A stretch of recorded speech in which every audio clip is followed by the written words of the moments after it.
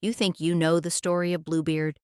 The cautionary fairy tale of a wealthy nobleman with a suspicious blue beard who murders his wives and hides their bodies in a forbidden chamber. But what you've been told is a sanitized fiction, a narrative scrubbed clean of its true horror. The Bluebeard you were introduced to as a child wasn't merely a fable to warn against curiosity or disobedience, it was something far more sinister. A coded historical account of real atrocities deliberately obscured across centuries, its true origin systematically erased from cultural memory. The truth about Bluebeard is more disturbing than you could imagine. Behind the familiar fairy tale lies a tapestry of actual murders, aristocratic depravity, and medieval power struggles that certain institutions deliberately concealed. And once you understand the historical figure who inspired this seemingly innocent tale, you'll never be able to separate the childhood story from the blood-soaked reality again. When we think of fairy tales, we imagine them emerging from ancient folk traditions, passed down through generations of peasant storytellers. But Bluebeard's lineage is different. Its origins can be traced to a specific time, place, and man, one whose crimes were so heinous that they had to be transmuted into fiction to be processed by the collective consciousness. The tale, as we know it today, first appeared in Charles Perrault's 1697 collection, Histoires ou contes du temps passé. But Perrault wasn't creating fantasy, he was encoding history. The historical Bluebeard was Gilles de Rais, a 15th century French nobleman and companion in arms to Joan of Arc. Born in 1405 to one of the wealthiest and most powerful families in Brittany, de Rais was no ordinary aristocrat.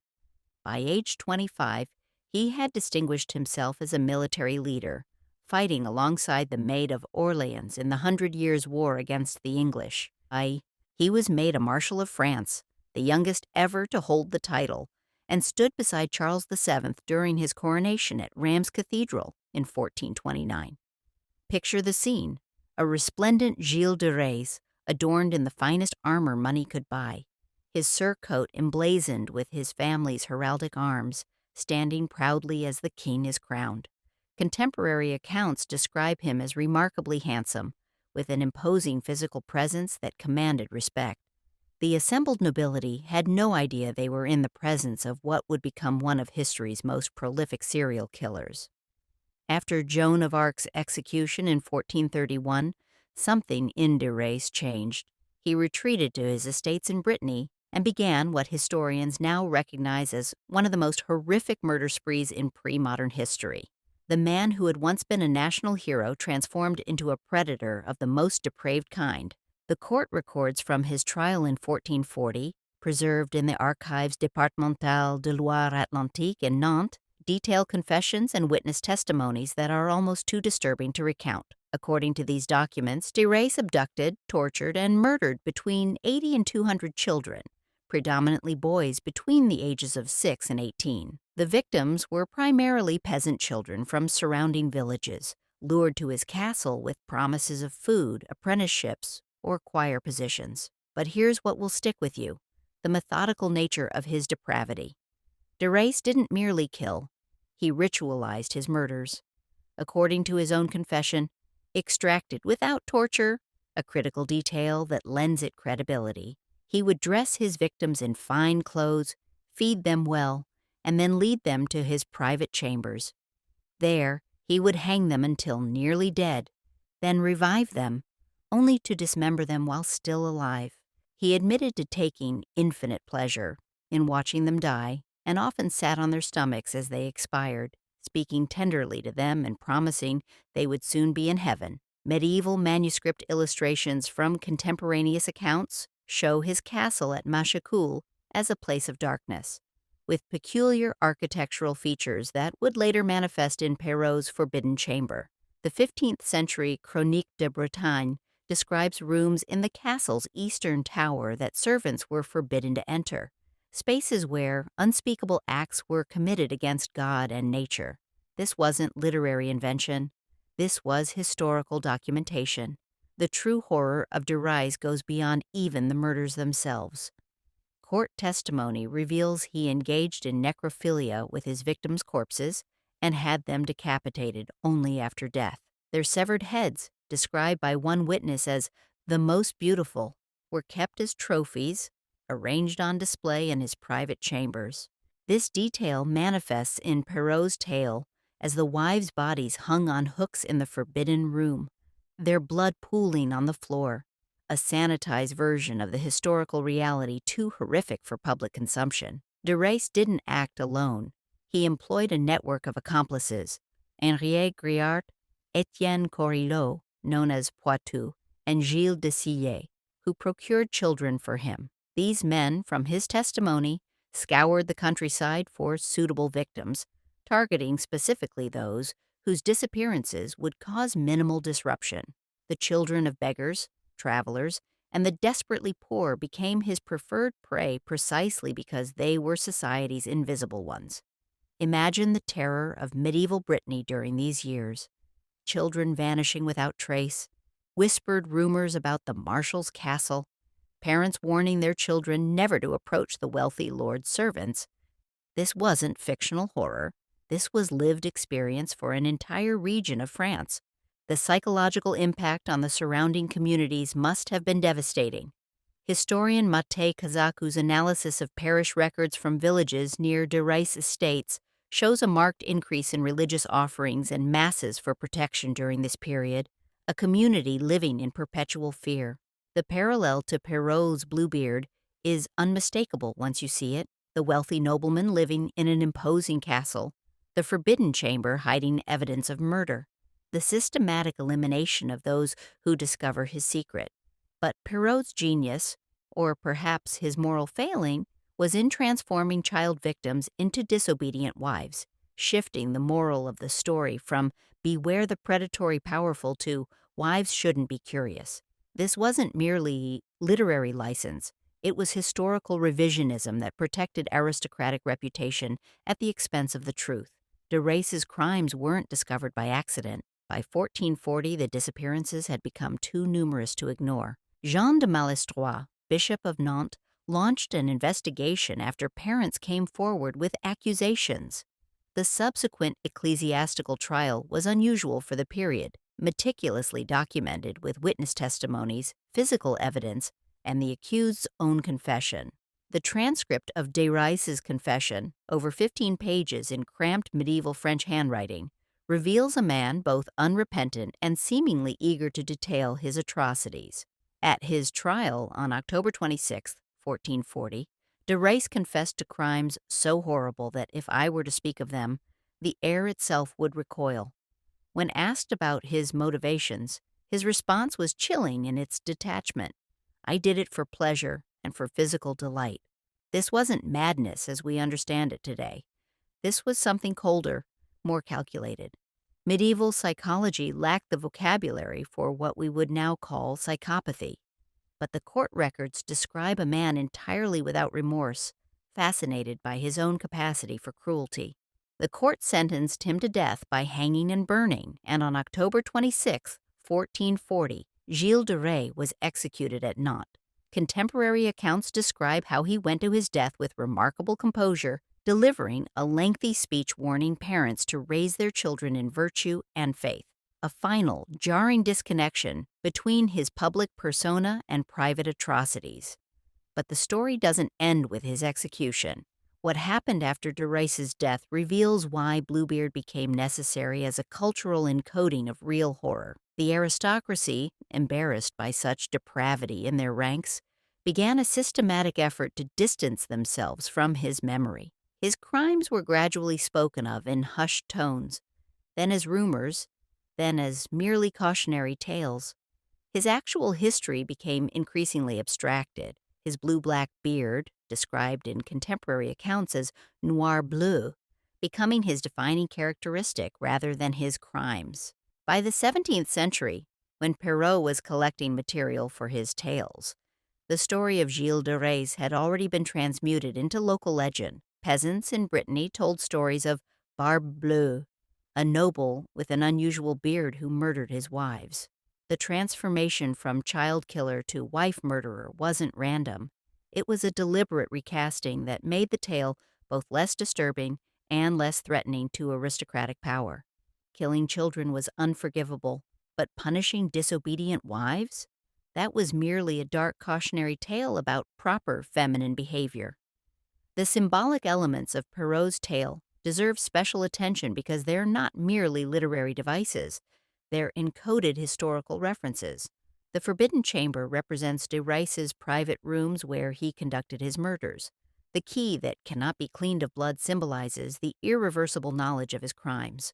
The sisters who witnessed the horror correlate to the servants who eventually testified against de Rice. The rescue by brothers parallels the intervention of secular and ecclesiastical authorities. Every element of the fairy tale maps onto historical reality.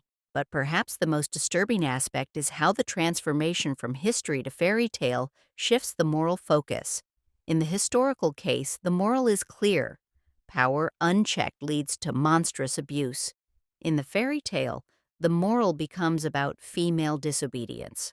Perrault explicitly states that the story teaches the dangers of curiosity, a complete inversion of the historical lesson that failing to investigate powerful men allows them to continue their crimes with impunity. Modern scholarship on Bluebeard tends to focus on its gender dynamics, analyzing it as a tale about patriarchal control or female agency. But this approach misses the more fundamental point. Bluebeard isn't primarily about gender relations, it's about how society processes atrocity.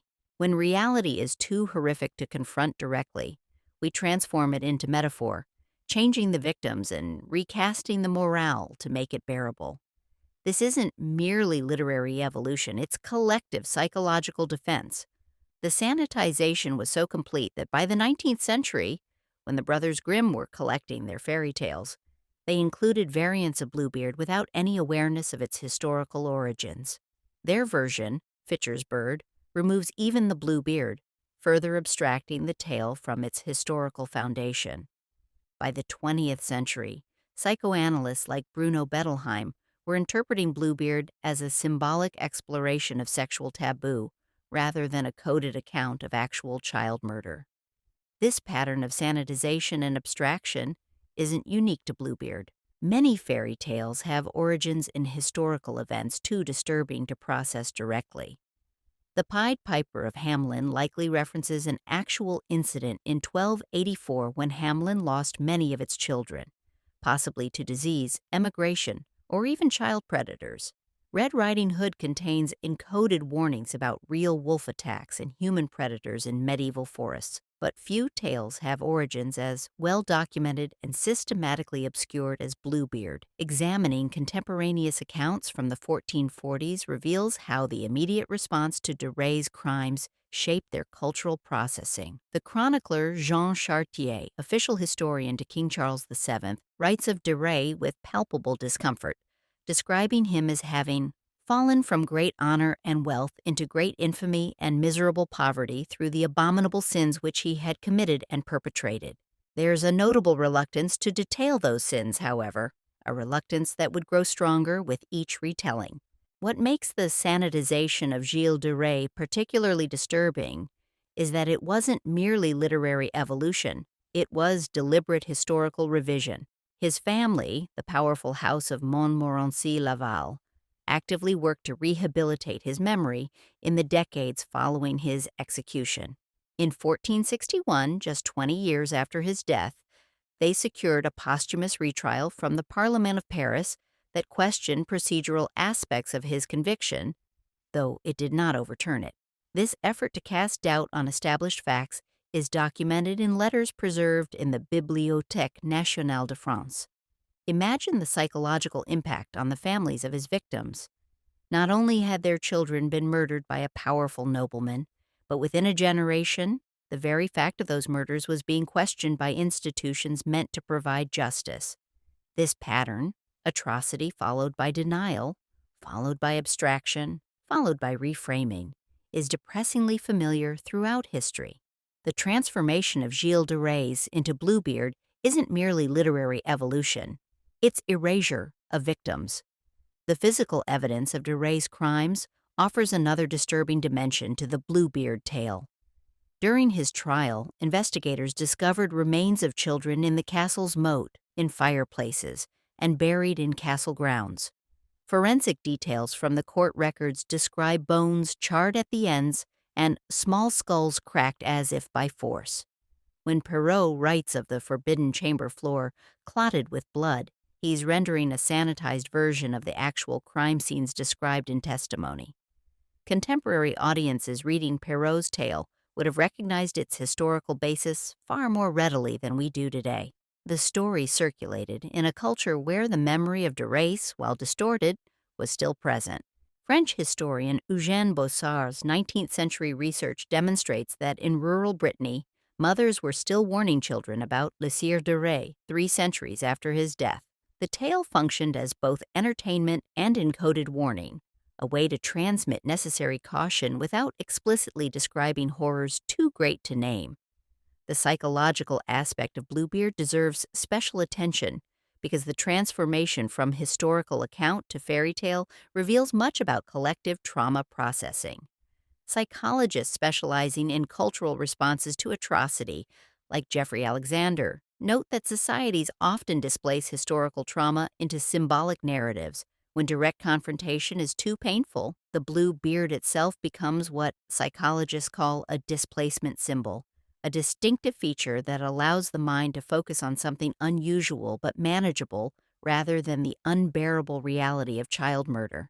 But the darkness persists despite these efforts at displacement. Consider the most disturbing elements of Perrault's tale that survive from the historical case: the killer's methodical nature, the forbidden chamber, the irreversible knowledge represented by the bloody key, the public persona versus private monstrosity. These aren't random story elements, they're psychological imprints of actual trauma, too powerful to be completely erased even through centuries of retelling.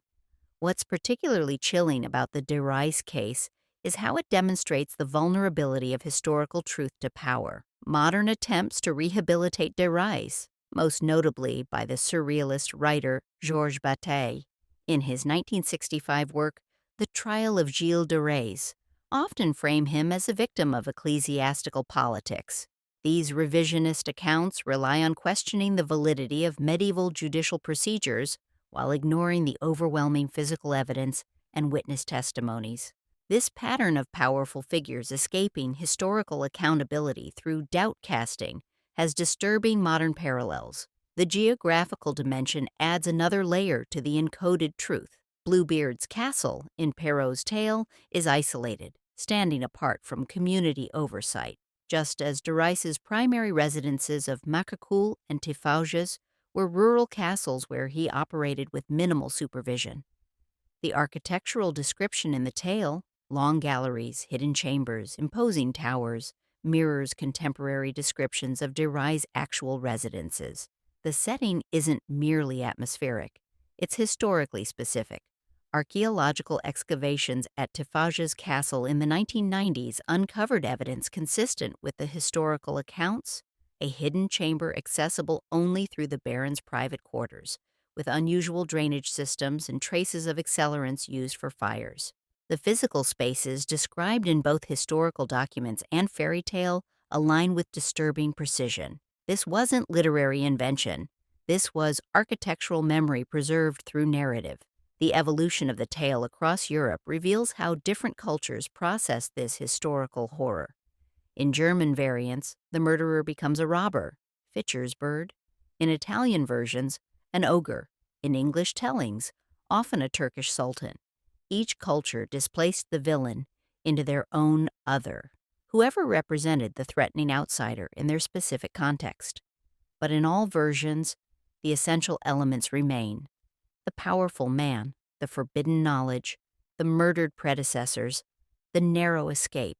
The historical core proves remarkably resistant to complete erasure. Modern interpretations of Bluebeard often focus on gender dynamics, casting it as a tale about female curiosity or male control of female sexuality. Feminist readings from scholars like Maria Tatar emphasize the heroine's agency in discovering the truth despite prohibition. While these readings have merit, they inadvertently continue the historical erasure by treating as symbolic what was once literally true.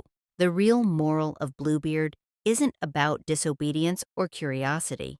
It's about the human capacity for monstrosity and the systems that enable it. The psychological profile of Gilles de Rais bears striking similarities to modern understandings of serial killers. His methodical approach, trophy taking, necrophilia, and escalation of violence over time all align with contemporary forensic psychological models. His courtroom behavior, alternating between grandiose speeches and detailed confessions, mirrors the narcissistic presentation common in modern cases. This wasn't medieval superstition about demonic possession. This was human predation following patterns we now recognize as consistent across centuries. What makes the Bluebeard tale particularly effective as cultural encoding is its balance between revelation and concealment. It reveals enough of the horror to serve as warning while concealing the most disturbing elements.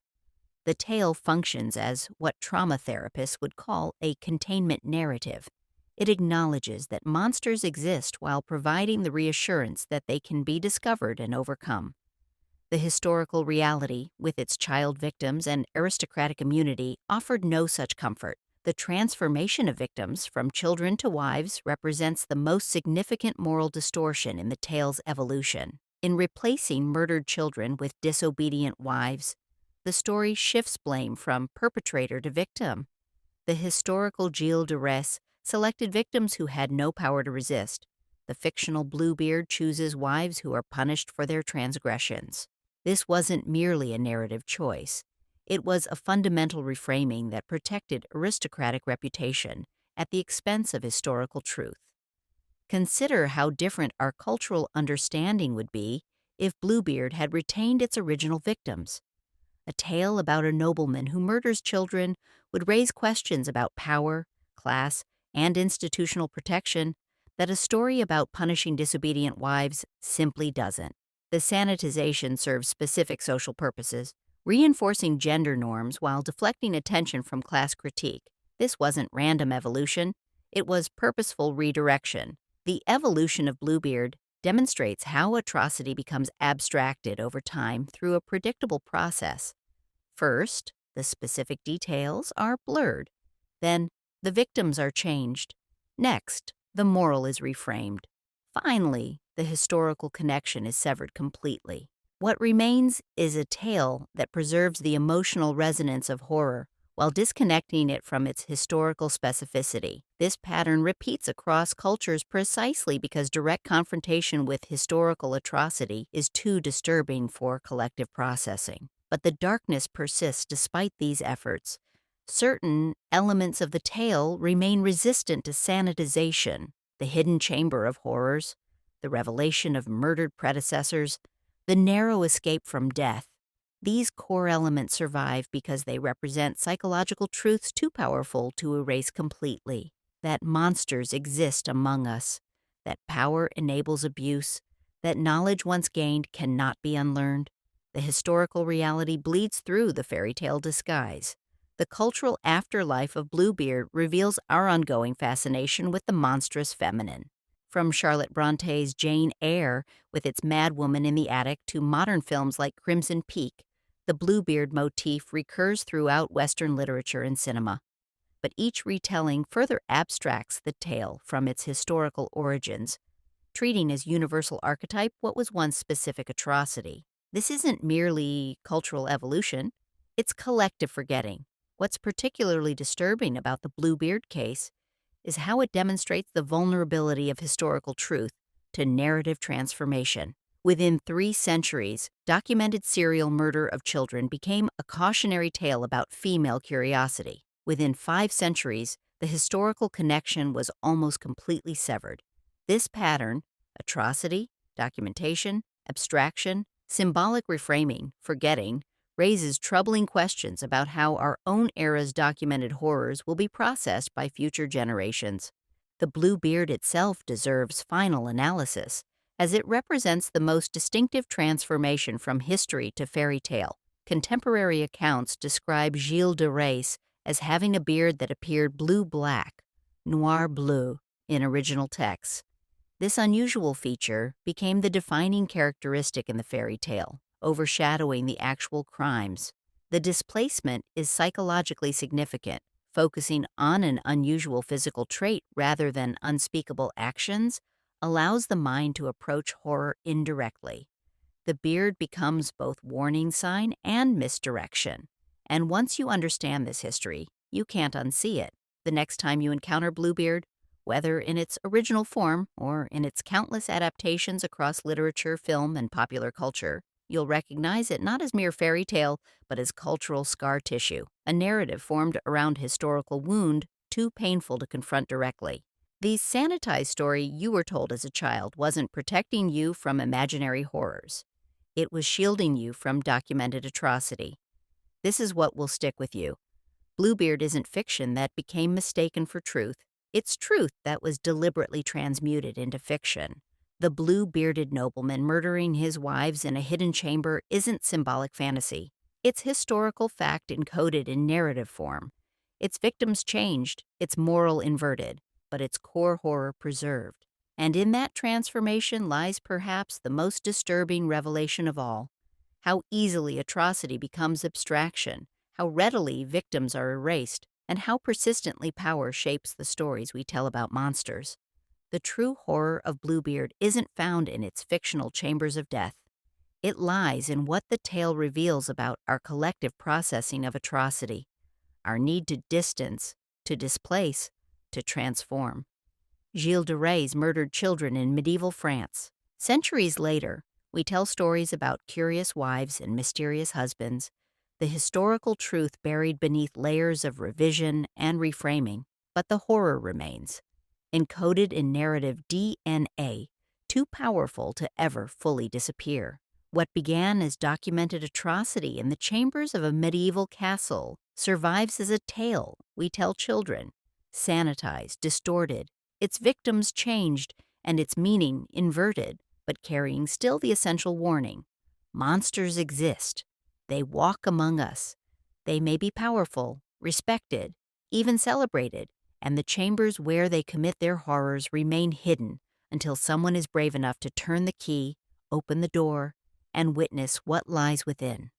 That part of Bluebeard, at least, remains true.